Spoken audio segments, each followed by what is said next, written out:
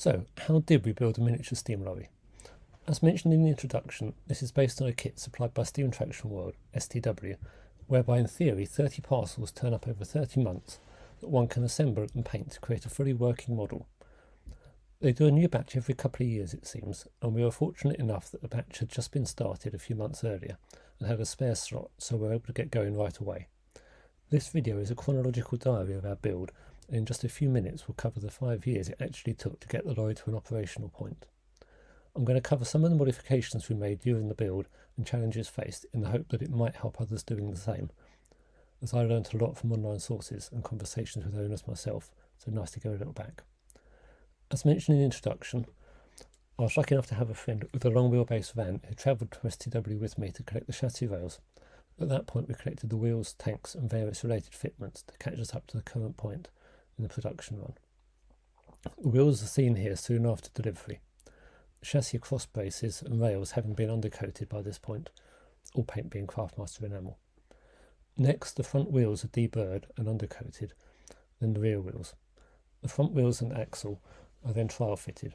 Only a thin film of oil is needed between the leaves, and before doing that, check if the springs will actually fit the casing. In our case, a lot of grinding was needed to slim them down sufficiently. We also found that the front wheels had been mismachined, meaning that the bearings would not fit, requiring them to be returned to STW for modification. Meanwhile, the rear brake drums and axle boxes are being assembled. The tanks are temporarily sealed with wooden plugs to allow the inside of the water tanks to be coated with some Por 15 tank sealer to avoid corrosion later. A perfect job for a hot summer's day. The rear axle and differential are then assembled. There's some beautiful machining on this, although it still needed a lot of finishing to get everything to fit nicely. We then trial fitted the axle into the axle boxes. We didn't realise at the point of the photo was taken that we had the axle boxes the wrong sides, but with hindsight it should have been obvious that the band brake fittings won't fit adjacent to the differential. We also discovered how delicate the rear tie rods are when we snapped one of the hoods used to tighten these. Again, just reworking it back on. The rear wheels then fit to the axle. Given I can barely lift either of the rear wheels, this was the point at which I started to really realise the weight of this engine. Meanwhile, the chassis is taking shape. The initial parts are all assembled upside down for ease of access. While the instructions suggest trial fitting everything before painting, we found this was often impractical, given that the paint itself made the difference between something fitting or not, because some tolerances are so tight, arguably too tight, as the 1-inch rod can never fit into a 1-inch hole and turn. There needs to be a little bit of room for movement. At this point we now have the chassis turned and mounted back onto the wheels, quite a moment in the build. You may notice that the rear drum and band brakes have also been added. Next, the steering and brake controls are added. We opted to modify the handbrake design, cutting the unnecessarily long thread short and adding a guide to keep the wire in position. While the steering is attached at this point, it will soon be removed multiple times.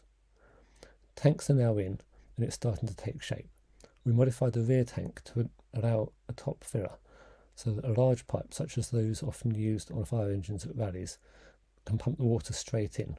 With hindsight, I'd have gone even larger and may yet modify this. We never did fit the rear filler pipe, shown in the designs. The cylinder block has now arrived and is assembled. At this point we were using the supplied grub screws for the covers and end caps. We've since replaced all of these with the threaded rod segments, as the grub screws actually corroded from the inside out and snapped very easily. Never ideal on a cylinder block.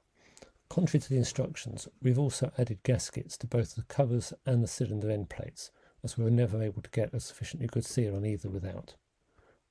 The smoke box and chimney are seen here. This is the original supplied chimney, which we didn't end up using. We also modified the smoke box to enlarge the holes for the tow bracket to use larger bolts, given that we anticipate the only way to move this around will be by towing it behind a car, as it's way too heavy to push by hand. The trunk guides have now gone in, using the supplied spaces to get everything lined up with some judicious grinding of the various plates to make this all fit. If I were doing it again, I'd use high temperature thread lock when doing the final fitment of all the trunk guide bolts, as we've since had to do so due to the vibration working them loose otherwise, although we'll come on to that bit later. The trunk guides have now been removed from the chassis and added to the boiler, keeping everything square, allowing the entire unit to be carefully hoisted into position. The cylinder block is then added and everything is tightened up, as you can see here. The crankshaft. Now this is arguably one of the worst parts of the design. Much linishing again required to get everything to fit, and the bearings relying on a grub screw to be tightened up and then driven down the shaft inside of the outer ball race, which we had concerns about at the time, and as we'll show in the following video, this design wasn't very successful for us, despite being how they intend it. The crankshaft is now in and all connected, allowing us to finally turn the engine over by hand for the first time. Water pump is then attached. Note the steering's been removed again in order to gain access to do this. We then add the flywheel. We weren't very happy with the fitment of the keyway here, so added a bolt and retaining plate, not shown, into the end of the crankshaft to prevent it coming out, although again with hindsight even that wasn't sufficient. The gears are then hoisted into position. The clearance here is really minimal, and several of the bolts are totally inaccessible once the gears are in, so let's hope everything's fully tightened sufficiently. We had to cut a large area out of one of the spacer plates that holds the boiler assembly in the foreground of this photo to allow the chain to pass through without it rubbing. The smoke box is now added, including the exhaust and blast pipe assembly. At this point we had the opportunity to meet another 6-inch Foden owner and see their engine, which made me realise that the cab roof would be right in my eye line, so we took the decision to recreate the cab sides and supports, adding a full 6.5 inches to the height, which, while not entirely prototypical, doesn't look too far out and actually makes the driving position much safer. It did, however, also require a new chimney and safety valve exhaust. We actually had the chimney fabricated by a local company, made out of rolled and seamlessly welded 615 stainless steel, so it shouldn't corrode. The extra height should also generate additional draw on the fire, so overall I think a win.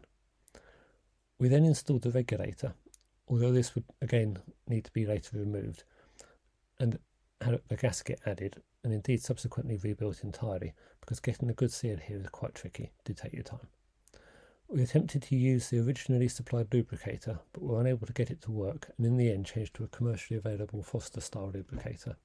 Worth noting that the blank port facing us on the top of the cylinder block is apparently for the optional use of a displacement lubricator. A blanking plate should be provided, but wasn't initially for us, and there's no mention made in the instructions. Before you think we've gone mad, this isn't an entry for extreme ironing.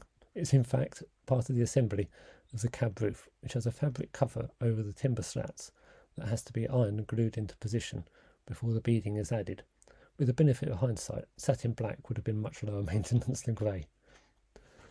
Pipework is installed next. We opted to create brackets to support the 2 water valves to avoid stress on the fittings when they bounced around, knowing how rough some fields can be.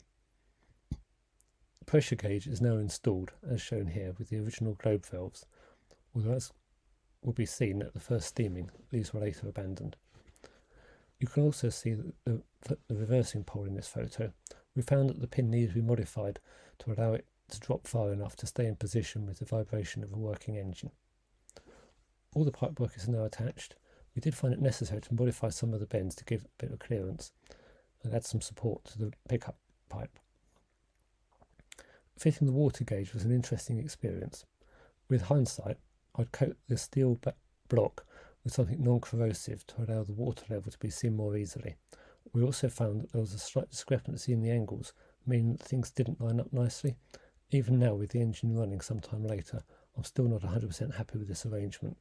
I know some other owners have changed them in favour of single glass style gauge classes. May yet do so. The engine is now taking shape. The chain and gear areas are all being boxed in. This photo is just for fun. The eagle-eyed amongst you would have noticed that to make the engine a more convenient height to work on during the build, we actually placed stands under the wheels. However, due to lack of space, these were placed facing alternate directions, which was fine when we could lift the engine onto them by hand at the start, but once the boiler and everything was fitted, the only way to turn them around was to hoist and jack the front end of the engine. The engine now moved under its own weight for the first time as we rolled it down off the rear stand. We pushed it back in. It's now ready to be loaded onto the trailer for the first time. We found that to do so it needed 8-foot ramps to get clearance under the tanks. This in turn required modification to the trailer's ramp storage area, and fitment of a new winch and steel sub-assembly sufficient to be able to take the weight of the engine as it pulled it up onto the trailer. The engine is now left home for its very first time. At its destination, we were able to set a fire for the first time, using timber to allow us to quickly extinguish it when things inevitably didn't go to plan. What we'd intended to be a hydraulic and steam test soon revealed that the injector wouldn't pick up. This was subsequently refurbished by Bakers, but was never satisfactory, so it has actually been replaced with a steam workshop equivalent, which has worked really well. We also found that several of the globe valves didn't seat well, and ended up changing these for high pressure commercial equivalents, which have a PTFE disc seal in them, and have worked to treat, although I admit they look slightly less aesthetically pleasing. This was also the point at which you can see we added gaskets to the cylinder block and the side port covers, as we were unable to get a seal on either of these. However, the bigger issue that we then discovered was that the crankshaft was not actually true. We ended up dismantling all the covers and components and removing the crankshaft before placing it on a lathe. This showed a 20 thou discrepancy, which had in turn loosened every bolt on the trunk guides. While the crankshaft was away being replaced by STW, we continued work on the rear load bed, which we decided to hinge at the back to allow easier access to the tanks and rear axle. Finally, a replacement crankshaft, including all the new eccentrics and bearings, arrived, and having been checked on a lathe to be true this time, was assembled. All the covers were then reattached, cab and the new chimney fitted, and we went for a second steam test, which I'm relieved to say was successful, although some recommendations were made by the tester, which we'll cover in a future video. Finally, in August 2022, the engine in a semi-complete state made it to a rally field, seen here at the Wilder Kent Rally, alongside Melanie's beautiful Patience, a sister engine. The weekend was somewhat of a baptism of fire for us, with various issues, not least the gauge glass failing on us just as we were entering the ring, leaving clouds of steam. But it was still lovely to get to actually see the engine in operation, something which at times had felt to be a long way away. As the engine has now reached an operational point, that'll do for this video. Join us again to find out more about the first year of operating the engine and the modifications that we then ended up making, as well as finding out more about Harvey's. Thank you.